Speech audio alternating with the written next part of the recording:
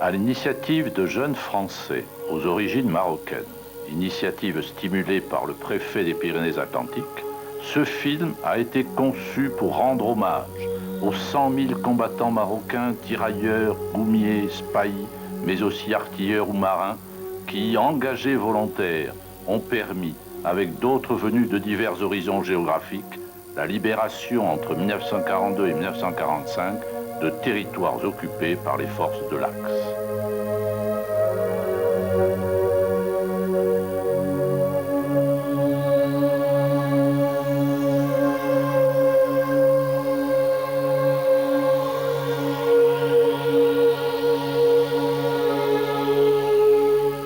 Le corps expéditionnaire était préparé pour ça, vivre, mourir ou la victoire.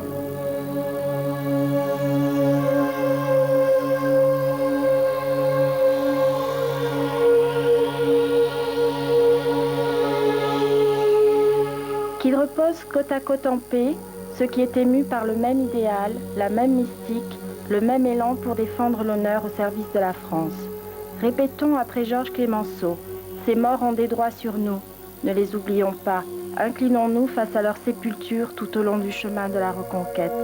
Ils ont bien mérité des deux pays, le Maroc et la France, désormais unis par les liens du sang versés sur les champs de bataille.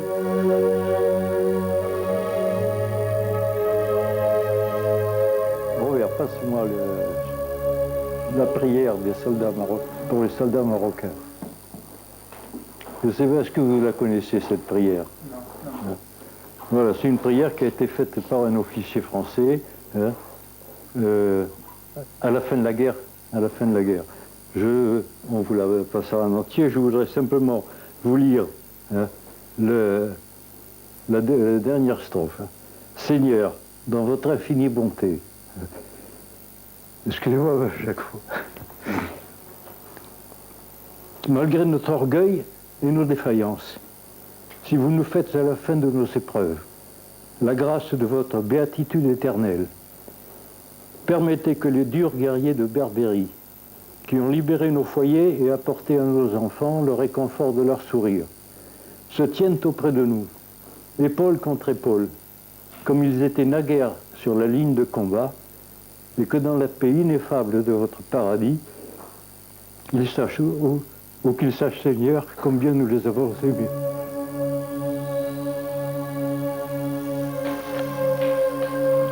Depuis 1945, des combattants ont fait l'objet d'un juste hommage officiel. Des décorations et des citations à l'ordre de l'armée leur ont été décernées à titre personnel ou au nom d'un régiment, d'un bataillon, d'une division. Colonel, si vous permettez, je vais vous poser deux questions. La première va porter sur la signification des médailles que vous portez. Oui. Vous savez, les décorations, moi je les confonds un petit peu comme les élèves qui sont dans une classe. Et évidemment, tout dépend de leur travail. Et le travail honoré, c'est pour nous dans l'armée, on est récompensé par ces médailles, suivant votre façon de faire la guerre. Et ce que vous voyez ici, vous voyez la première, c'est la Légion d'honneur, qui n'est pas donnée à n'importe qui, et qui est faite pour les officiers. Et vous avez quelquefois des sous-officiers qui l'ont eu. Les sous-officiers, ils ont surtout des militaires. Et quant à la deuxième, c'est le Wissam Alaoui, qui est également fait pour les officiers, accordé par Sa Majesté Mohamed V, de son âme. Et la troisième, c'est une croix de guerre, c'est de militaire. Et la quatrième, c'est combattant.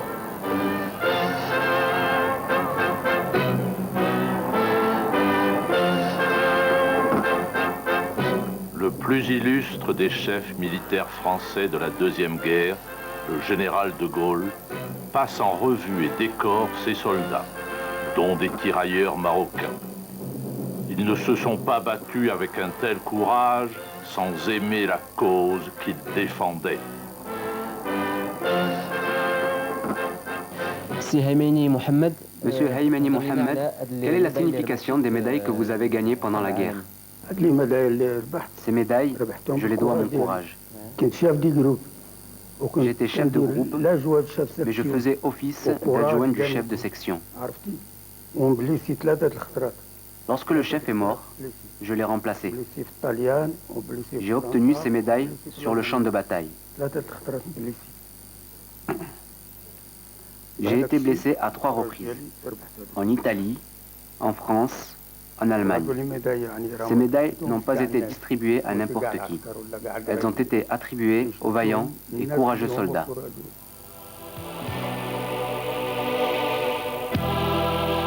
La France et l'État français participent encore à cette reconnaissance. Le service des anciens combattants à Casablanca, dépendant du ministère français de la Défense, n'a pas oublié le sacrifice des Marocains et leur accorde un soutien social et médical permanent. Pourquoi un service des anciens combattants de l'armée française au Maroc? C'est une question qui peut se poser. Eh bien, la réponse trouve son explication dans le nombre de vétérans de l'armée française qui vivent aujourd'hui au Maroc et qui est aujourd'hui de 32 000 personnes. Ces 32 000 personnes, ce sont des anciens soldats de l'armée française qui ont combattu à différentes périodes de notre histoire. Beaucoup ont participé à la Seconde Guerre mondiale et notamment à ce qu'on a appelé l'armée d'Afrique. Nous avons la chance d'exercer notre activité au Maroc, dans un pays qui a une mémoire commune avec la France très riche. Ce rôle de l'armée d'Afrique a été déterminant, notamment c'est lui qui a permis notamment qui a permis à la France de retrouver un siège permanent au Conseil de sécurité de l'ONU. C'est donc cette histoire commune très riche que nous essayons de mettre en valeur à chaque fois que faire se peut. Monsieur Pagès, que fait votre service pour que la contribution des Marocains pendant la Seconde Guerre mondiale soit reconnue et pas oubliée par les citoyens français?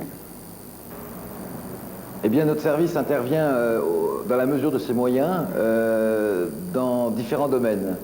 Il favorise notamment, il essaye de favoriser, à chaque fois qu'il est saisi de demande en ce sens, le travail de chercheurs, d'historiens, d'universitaires, mais aussi de sociologues, voire de jeunes gens comme vous qui venez de la région des Pyrénées-Atlantiques. Le deuxième domaine dans lequel nous essayons de favoriser cette mémoire commune, c'est le soutien qui est apporté, là aussi en termes de logistique, en termes de facilitation des contacts sur place, à différentes associations françaises d'anciens combattants qui souhaitent exprimer directement aux anciens combattants marocains la mémoire très vive qu'ils ont des combats menés en commun. Alors un exemple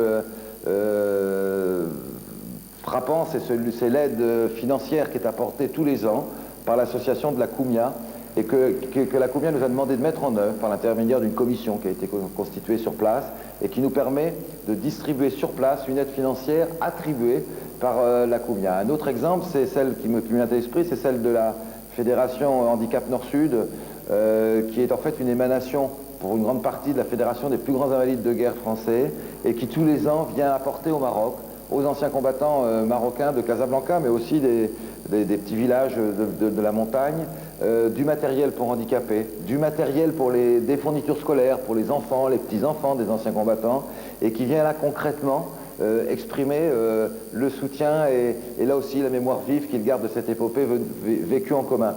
J'ajouterais que l'action que mène le service de Casablanca dans ce domaine n'est ni plus ni moins qu'une action menée, le reflet de l'action menée à beaucoup plus grande échelle par les services spécialisés du ministère français de la Défense qui ont en charge ce domaine d'activité. C'est une autre manière d'approcher l'histoire. Ces jeunes se penchent sur un passé qu'ils découvrent, fouillant et analysant des dossiers de combattants marocains, interrogeant et écoutant ces formidables acteurs de la Deuxième Guerre.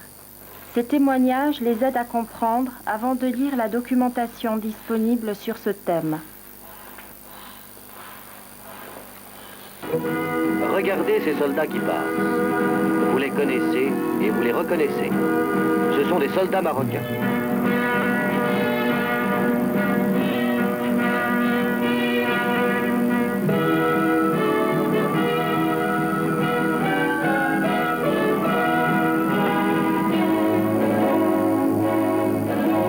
Incorporés dans l'armée française, ils se sont battus sur tous les champs de bataille du monde où le destin a voulu que nous les menions.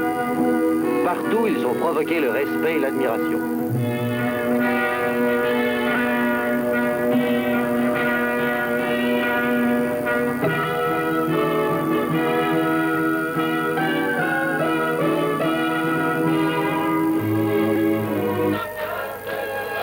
Là aussi, il y a des anciens combattants, comme dans tous les pays du monde.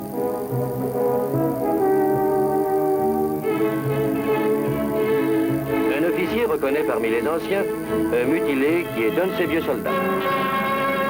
Je suis Arbal Mouloud, un élément du Moyen Atlas de la tribu des Marmouchas. Et en 1939, je me trouvais à l'époque déjà à l'école militaire des officiers à Meknès. Et là, après avoir, comment dirais-je, reçu une formation militaire et en même temps instruction générale par des officiers français et qui ont activé un petit peu notre formation. Et de là, une fois terminé, c'était vers 41, on se préparait justement pour aller avec le corps expéditionnaire en Italie, en France et jusqu'à Hambourg, en Allemagne. Ce protectorat conservait théoriquement sa personnalité internationale. L'engagement des Marocains était un acte volontaire qui peut d'abord être expliqué par la fièvre de leur jeunesse. Donc avant d'entrer dans le vif du sujet, pourriez-vous vous présenter? Très bien, d'abord je suis heureux de voir des jeunes Français comme vous s'intéresser aux liens qui ont toujours existé entre le Maroc et la France. En ce qui me concerne, je suis né à El Gara, à 54-55 km de Casablanca. C'est une région agricole. J'ai fait mes études en partie primaire là-bas et le reste à Casablanca. Et à l'âge de 16 ans et demi, avec d'autres camarades, nous avons décidé de partir faire la guerre comme tout le monde. Avant d'être militaire, j'étais paysan. Mais lorsque j'ai eu 18 ans, les Allemands ont envahi la France.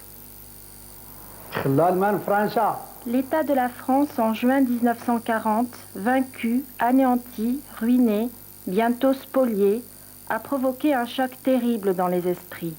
Au printemps 1940, les divisions de l'armée d'Afrique s'étaient trouvées elles-mêmes emportées dans la tourmente. Les Allemands ont abîmé la France. C'est alors que De Gaulle a lancé son appel à poursuivre les combats. Il s'est adressé aux officiers se trouvant en Afrique du Nord afin qu'ils aident ceux qui voulaient intégrer l'armée française.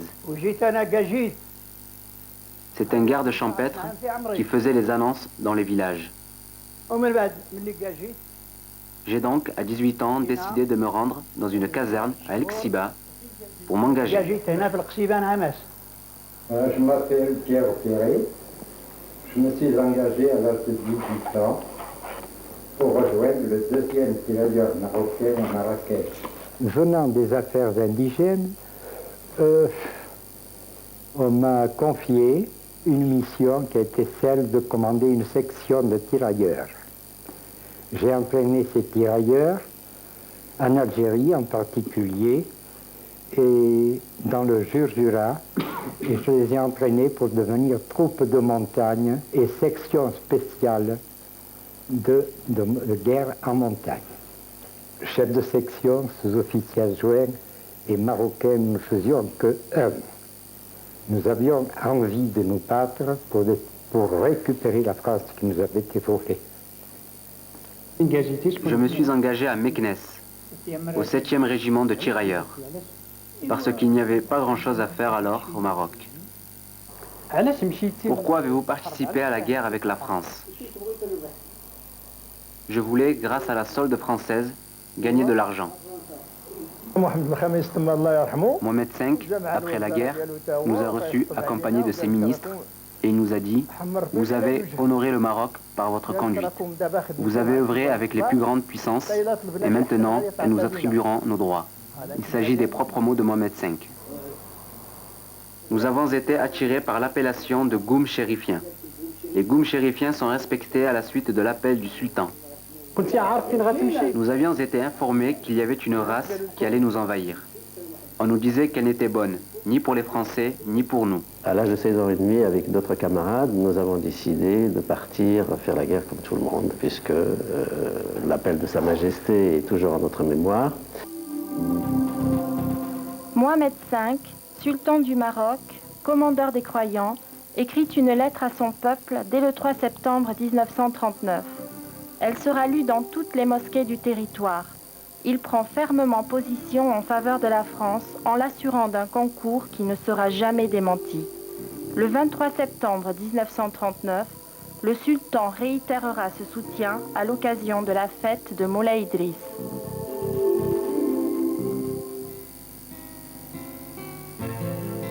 Louange à Dieu, grand sceau de Sidi Mohamed Ben Youssef, à notre serviteur intègre, le taleb de la mosquée, et à tous les habitants de la ville, en particulier les chorfas, les oulémas et les notables. Que le salut soit sur vous, ainsi que la bénédiction de Dieu. Le douloureux souvenir que la dernière guerre a laissé à tous n'est pas effacé de vos mémoires. Le nombre des familles durement éprouvées, des régions fertiles dévastées, des villes détruites, des richesses anéanties, n'est oublié par personne.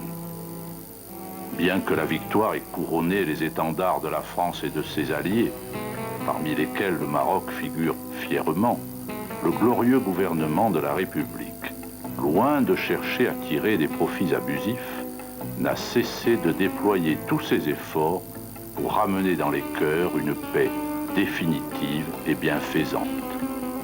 Animé de hauts sentiments d'humanité, il n'a reculé devant aucun sacrifice pour que le spectre de la guerre ne revînt jamais attrister les foyers. Nos ennemis communs n'ont malheureusement jamais été sensibles à de tels efforts. Ils ont au contraire profité de toutes les occasions pour ranimer le feu de la discorde et rallumer les feux de l'incendie.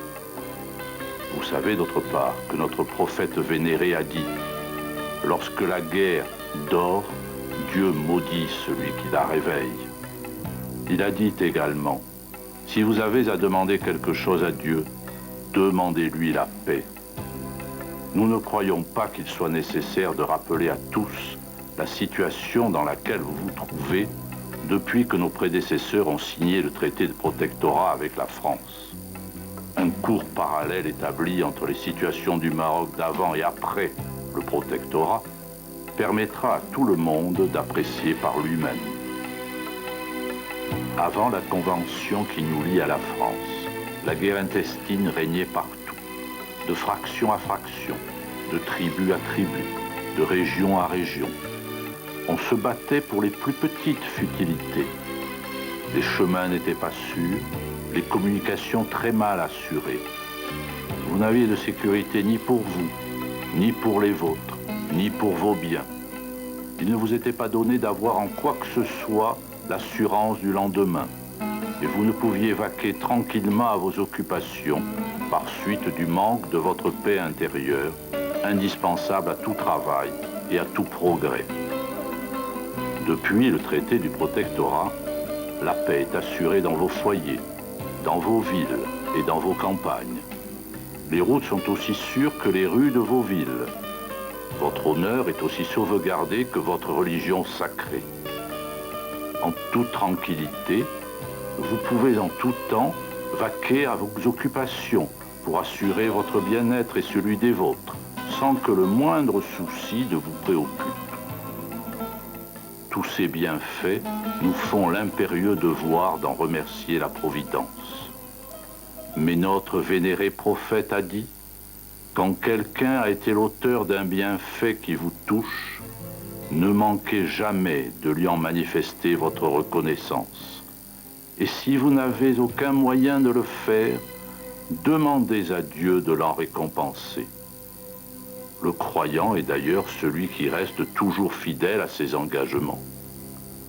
C'est aujourd'hui que la France prend les armes pour défendre son sol, son honneur, sa dignité, son avenir et le nôtre, que nous devons être nous-mêmes fidèles aux principes de l'honneur de notre race, de notre histoire et de notre religion. Il est de notre devoir le plus absolu de manifester au gouvernement de la France notre reconnaissance pour tout ce qu'elle a fait pour nous. Et le premier qui faillirait au devoir élémentaire de cette reconnaissance serait indigne de nos ancêtres et enfreindrait les ordres du Créateur qui nous a imposé le devoir de la reconnaissance et celui de nous éloigner des ingrats. À partir de ce jour, et jusqu'à ce que l'étendard de la France et de ses alliés soit couronné de gloire, nous lui devons un concours sans réserve. Ne lui marchandons aucune de nos ressources et ne reculons devant aucun sacrifice. Nous étions liés à elle dans les temps de tranquillité et d'opulence, et il est juste que nous soyons à ses côtés dans l'épreuve qu'elle traverse, et d'où elle sortira, nous en sommes convaincus, glorieuse et grande. À cette époque-là, les Marocains ont répondu en masse à l'appel qui leur avait été lancé par leur sultan et également par la puissance française. Et près de 100 000 d'entre eux ont été mobilisés au sein des armées françaises durant la Seconde Guerre mondiale. Ils ont participé aux combats les plus durs de la fin de la Seconde Guerre mondiale. La campagne d'Italie, la libération de la Corse, le débarquement de Provence et la campagne d'Alsace ont été faits avec l'armée d'Afrique qui était composée presque pour moitié de soldats d'origine marocaine, tunisienne, algérienne, mais aussi d'origine européenne d'Afrique du Nord. Une marée de fierté et de joie pouvait légitimement gonfler les poitrines des hommes qui ont œuvré dans cette armée d'Afrique pour l'honneur du navire, selon l'expression du général de Gaulle. Donc, pour nous les jeunes, c'est difficile de concevoir que dès 1939 à 1945, des gens, des Marocains, ont quitté leur pays pour participer, pour libérer un pays qui n'était pas le leur. Donc, comment les anciens combattants marocains vivaient leur participation à la libération de la France? Je pense qu'ils étaient très fiers, très fiers d'avoir participé à cette épopée. Parce que tous ceux que j'ai eu l'occasion de rencontrer, pour eux, ça leur laisse un souvenir extraordinaire.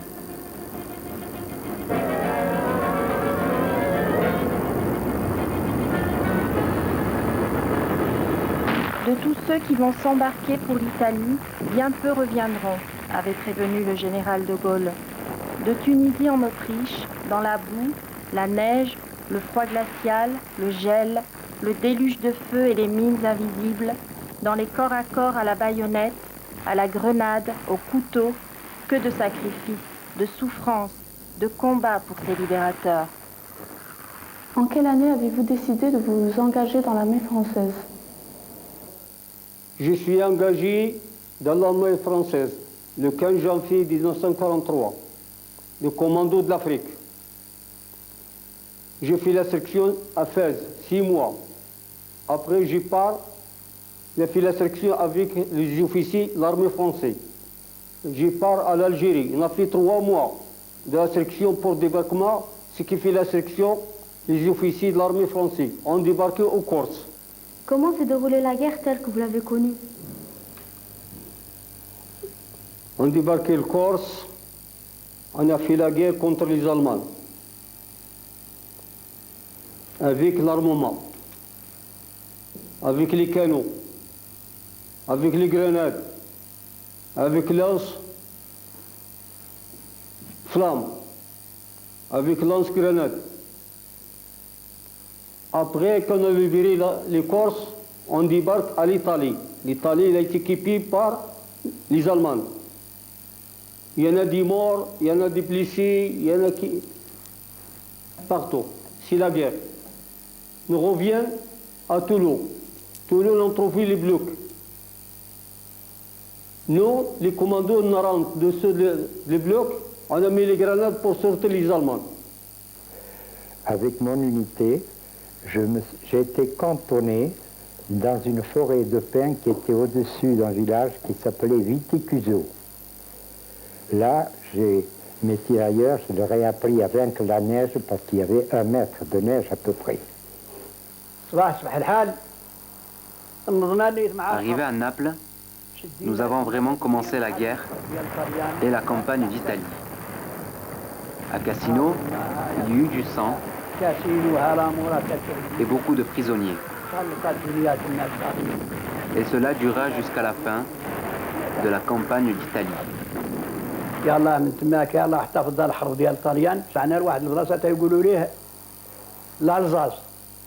En Alsace, la guerre était terrible.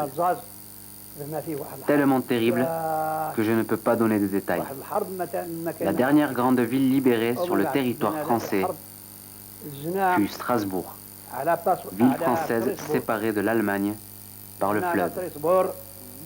La traversée du Rhin fut alors effrayante. Un grand nombre de soldats périrent noyés. Et il y eut plus de victimes que par les armes.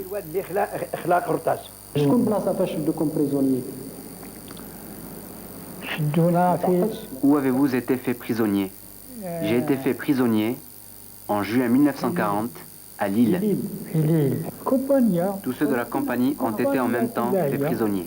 J'étais affecté au 5e RTM, qui fait partie de la 2e division d'infanterie marocaine. Cette affectation m'a amené donc en première ligne, à quelques kilomètres de première ligne, dans des villages absolument abandonnés, sinistrés, bombardés. Ça fait un effet absolument terrible pour ma part. Et lorsque mon commandant de compagnie m'a vu avec l'âge que j'avais, il a été un peu surpris en disant « j'ai un gamin, je vais lui donner un groupe, c'est assez difficile » et tous les soldats, parce qu'un groupe est composé d'environ une douzaine de soldats, sont des Marocains qui ont déjà 40 ans avec des moustaches, et moi avec 16 ans et demi, évidemment ça fait un effet, il faut être à la hauteur pour pouvoir les commander et les diriger. Et lorsque nous avons commencé l'action d'attaque, le commandant Magnard, j'ai un souvenir de ce monsieur que je n'oublierai jamais, avait décidé de ne pas me confier de responsabilité, du moins durant les premières actions, pendant 1 ou 2 actions. Et c'est ce qu'il a fait, effectivement. Il m'a dit, vous restez avec moi et on va attaquer ensemble. J'ai attaqué à côté de lui, mais je vous avoue que la première fois, j'étais absolument dans les nuages. C'était quelque chose d'incroyable. Bon, après, les choses sont rentrées dans l'ordre. J'ai pris donc la responsabilité de mon groupe et j'ai assumé mon devoir de chef de groupe jusqu'à la fin. Nous avons, dans cette campagne d'Italie, vous savez qu'il y a eu cette attaque du 11 mai 1944 à 11h du soir qui a eu lieu sur tout le front de l'Adriatique à la Méditerranée. Et le régiment de 5e RTM a eu la chance d'être en réserve, c'est-à-dire il n'a pas attaqué ce soir, le soir du 11 mai. Et lorsque nous avons attaqué le lendemain à 7 heures, nous avons vu un peu la bouche